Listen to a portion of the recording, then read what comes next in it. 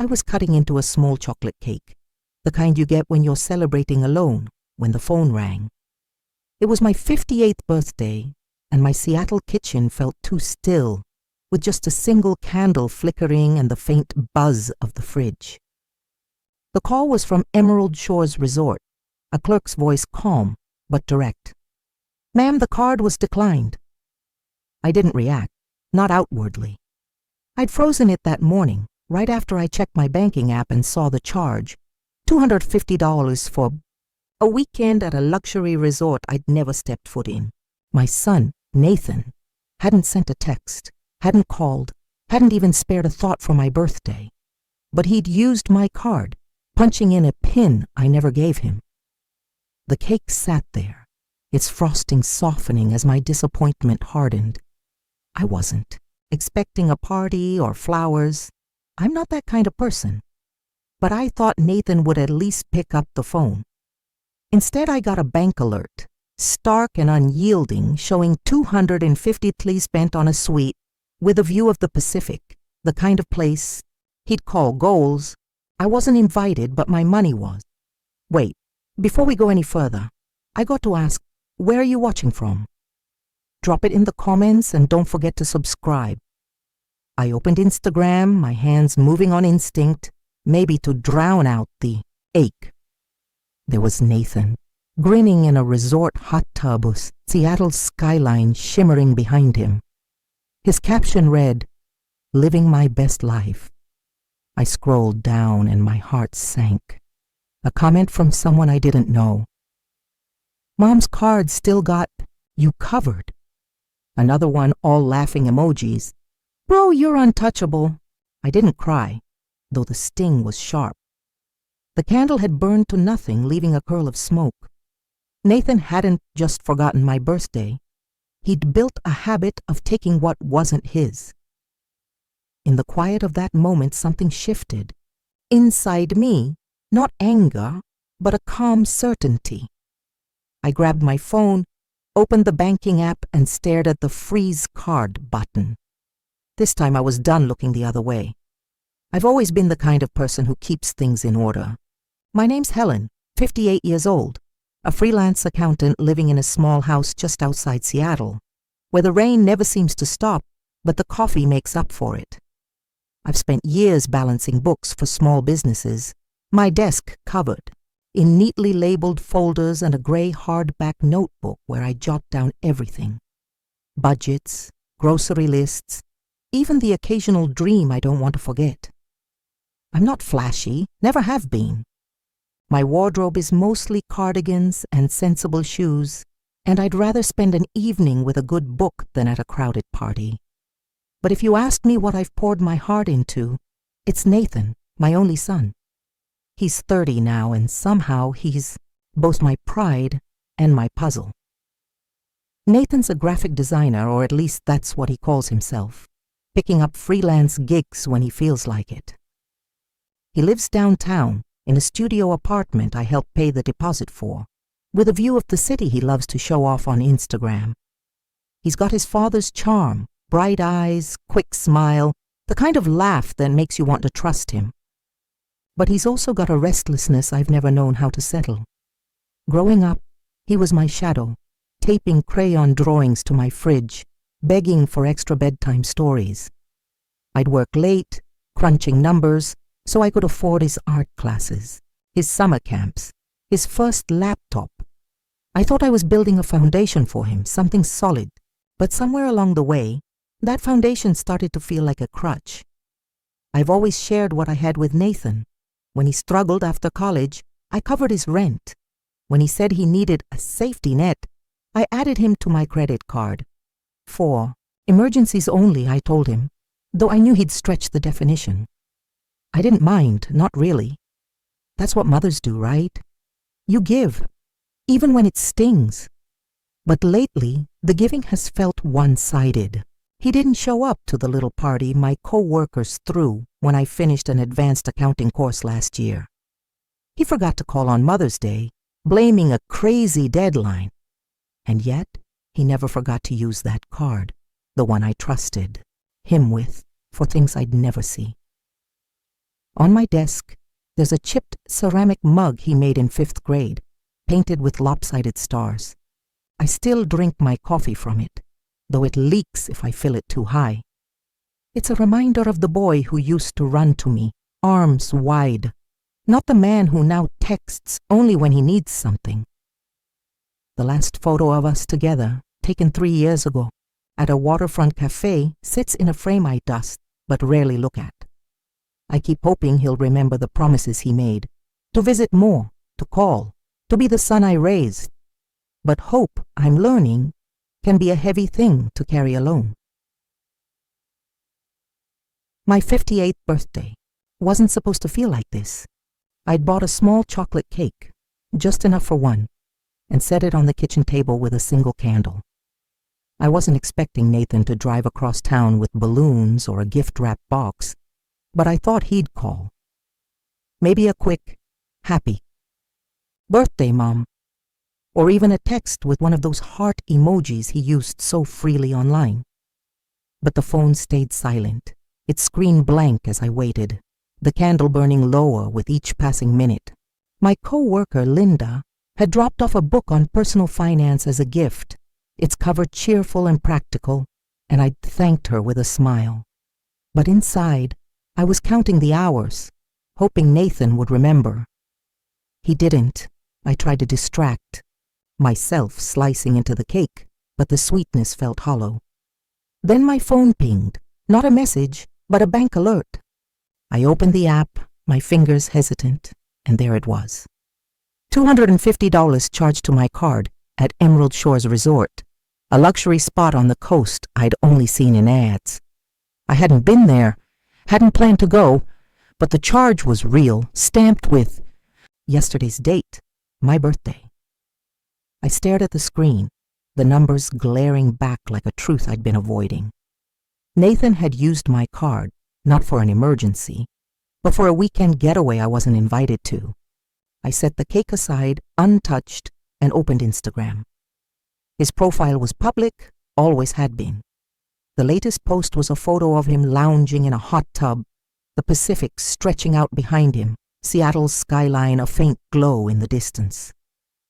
His caption read, "Living my best life." I scrolled and my stomach twisted. A comment from someone named Tyler. "Mom's card still got you covered?" Another from a different friend. All emojis. King of the free ride. I read them again, each word a small cut. This wasn't a one-time mistake. It was a pattern, laughed about openly, like my trust was a joke. I didn't yell or throw the phone. I just sat there, the kitchen darker now as the sun dipped below the horizon. I reached for my gray notebook, the one where I track expenses and ideas, and flipped to a blank page. With a pen that shook only slightly, I wrote, March 15th, my birthday. No call, no text from Nathan. $250 charged at Emerald Shores Resort, 7:42 p.m. Instagram post, living my best life. Comment, Mom's card still got you covered. I tapped the pen against the page, then underlined one word, pattern. I opened the banking app again, digging deeper. There were other charges I'd overlooked. $60 for a tech gadget, $30 at a downtown bar, $12 for a ride share, all from a device I didn't recognize, logged in months ago from an unfamiliar IP address. My card, my trust, used like a free pass. A few days later, I ran into Nathan at a home goods store, browsing shelves of candles and kitchenware. He looked the same, messy hair, easy smile, a hoodie that was clean but wrinkled like he'd just rolled out of bed. His cart held a single bottle of sparkling water and a bag of overpriced snacks, the kind you buy to look like you're trying. "Hey, Mom," he said, leaning on the cart. "Didn't expect to see you here." I nodded, picking up a dish towel I didn't need.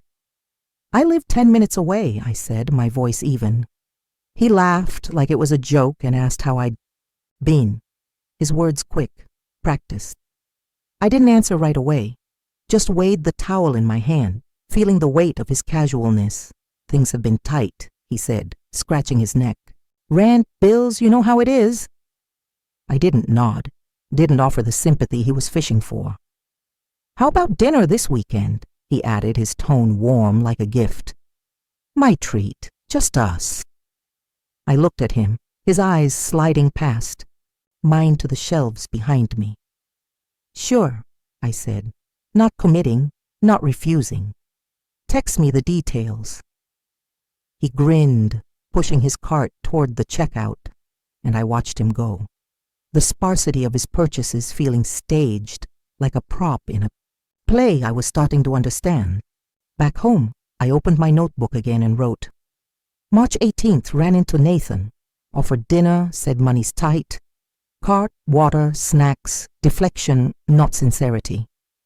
I closed the book, the pen still in my hand, and stared out the window. The rain had started again, soft but steady, washing the world clean. I agreed to meet Nathan for dinner, though part of me wondered why. He'd picked a seafood place near Emerald Shores Resort, the kind with linen napkins and prices that made you pause. I arrived early, dressed in a navy blazer and a scarf I'd worn to feel steady, not fancy. The hostess led me to a corner table, the kind tucked under soft lighting that made everything feel like a promise. I folded my napkin in my lap, my hands steady, but my heart less so. Nathan was late, as always, rushing in 15 minutes later, with a cloud of cologne and a grin that didn't quite reach his eyes. "Hey, Mom," he said, sliding into the chair across from me, his one-armed hug barely brushing my shoulder. "You look nice." I nodded, offering a small thank you, and watched him flip open the menu like he owned the place. He was already talking about the crab cakes, the oysters, how he'd been craving this vibe. Before I could say anything, he waved the waiter over. "We'll start with the oysters," he said, scanning the wine list. "And a glass of the Pinot Grigio. Mom, you want anything?" I lifted my eyes. "Just water," I said, my voice calm but firm. The waiter nodded and left. Nathan didn't notice the way my fingers tightened around my glass, didn't see the shift in me. He leaned back, talking about work, how his latest gig was almost a done deal, how life was always one step ahead of him. Midway through his story, his phone buzzed. He glanced at it, then held up a finger. "One sec, Mom." He answered, his voice low but clear. "Yeah, it's fine.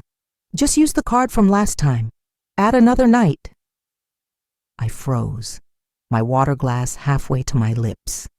He was talking to someone, at the resort, confirming an extension on his stay, using my card. I set the glass down, reached into my purse, and pulled out my phone. The banking app opened with a single tap. There it was, card ending in 4721, status active. The freeze card button glowed at the bottom. I didn't hesitate. I tapped it, felt the soft vibration of confirmation, and slipped the phone back into my purse.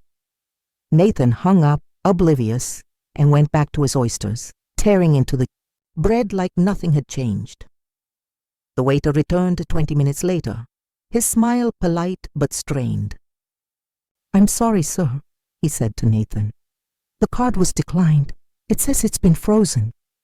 Nathan's fork stopped mid-air, a piece of oyster dripping onto the plate. "What?" he said, his voice caught between confusion and something sharper. I sipped my water, my eyes steady on him. "Oh," I said, tilting my head just slightly. "I must have frozen it by mistake." He blinked, his jaw tight. "You froze it." The waiter glanced between us, unsure. "I can come back," he offered. "No need," I said, pulling out my wallet. I placed 2 crisp 20s and a 10 on the table, enough for my water and half the appetizers. "Can you split the check?" I asked, my voice sweet but unyielding. Nathan stared, words forming but not escaping. He paid his share with a card I didn't recognize, the transaction barely going through. "Well," I said, standing, "that was lovely." Nathan's voice was low, almost a hiss. Mom, why would you do that? What's going on? I smiled, soft but firm. I just figured it was time I stopped paying for things I didn't sign up for. I slipped on my coat and walked out, leaving him at the table, his phone still in his hand. That night he texted, "You embarrassed me tonight."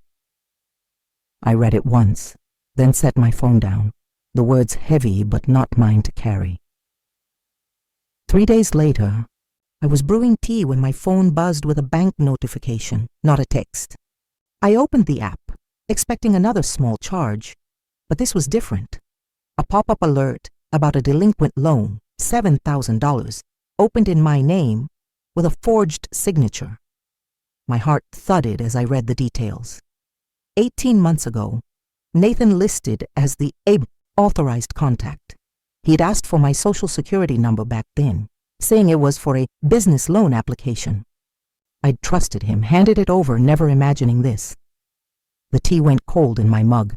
I opened my gray notebook and wrote, March 21st, loan alert, $7,000, my name, Nathan's contact, 18 months ago, fraud.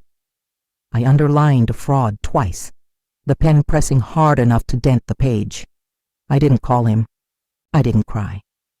I went to my laptop, searched report identity theft, and downloaded the forms. The next day, I met with a detective, handing over my notebook, the app screenshots, every scrap of proof. Nathan called that night, his voice shaky. "Mom, you don't have to do this. We're family." I listened, then deleted the voicemail. My trust wasn't a toy he could borrow anymore. The days after I filed the fraud complaint felt different, like the air in my Seattle home had cleared after a long rain. I didn't feel lighter, not yet, but I felt freer, as if I'd finally set down a weight I'd carried too long. I sat at my desk, my gray notebook open, and began dismantling the ties that had bound me to Nathan's choices. First, I called my bank and removed him as an authorized user on every account. The clerk's voice was kind but procedural. "You're now the sole holder, Miss Carter." I thanked her, my voice steady, and moved on. I updated my emergency contact to Linda, my co-worker who'd brought me that finance book on my birthday. She'd earned that trust, not with promises, but with presence. Next, I contacted my lawyer, a quiet woman who listened more than she spoke. I revised my will, redirecting my savings into a fund for women over 50 starting small businesses, especially single mothers who'd put their dreams on hold. I'd been one of them once, scraping by to give Nathan a chance at his. The pen didn't waver as I signed the papers, each stroke a step toward a legacy that wasn't tied to betrayal. I didn't feel anger, just clarity, like balancing a ledger after years of errors. I started speaking at a community center, a place where women gathered to talk about money, life, and the things we're taught to keep quiet. One evening, I stood in a room of folding chairs and coffee mugs, my voice soft but sure. "My son used my card for a resort stay on my birthday," I began. The room went still, not with judgment, but with recognition. I thought loving him meant saying yes, always. It didn't. It meant saying no when it mattered. A woman, in the back, her hair streaked with gray, nodded and said, "You just saved me from bailing out my daughter again." I smiled, not because I'd fixed anything, but because I'd felt useful, not used. One afternoon, I walked along the waterfront, near my house, the same path where I'd once pushed Nathan in a stroller, his tiny hands clutching a kite string. The sea was calm, the air crisp with winter's edge. I didn't grieve the boy he'd been. I remembered him, then let the memory drift like the gulls overhead. Back home, I opened my notebook and wrote, March 25th, account secured, will. Updated, spoke at the center. Nathan forgot my birthday. I remembered how to value myself. The words felt final, like closing a book I'd read too many times. A local blogger reached out, having heard about my story through the community center. She wanted to share it, not to shame Nathan, but to help others see what I'd learned. I agreed, my voice calm as I spoke into her recorder. Love is giving, I said, but it's not letting yourself be taken. You can love someone and still protect your heart. The words weren't just for her readers, they were for me, a truth I'd earned. One morning I stopped at a bakery near the waterfront, a cozy spot with mismatched chairs and the smell of fresh bread. I ordered a coffee and a scone, the kind with blueberries that burst on your tongue. My phone buzzed, but I didn't check it. I didn't need to know if it was Nathan, if he was sorry or angry or nothing at all. I was done keeping score. The barista, a woman about my age, refilled my cup with a smile. "Special day?" she asked, glancing at my untouched phone. I looked up, surprised, then smiled back. A real one, from somewhere deep. "Yes," I said. "Freedom, the kind you earn." She nodded like she understood, and slipped a free cookie onto my plate. I paid in cash, left a generous tip, more than I used to, because I'd learned what time and trust are worth. As I walked out, the winter sun broke through the clouds, warming my face. Love doesn't mean letting yourself be hurt forever. It means knowing when to hold on and when to let go, for them and for you.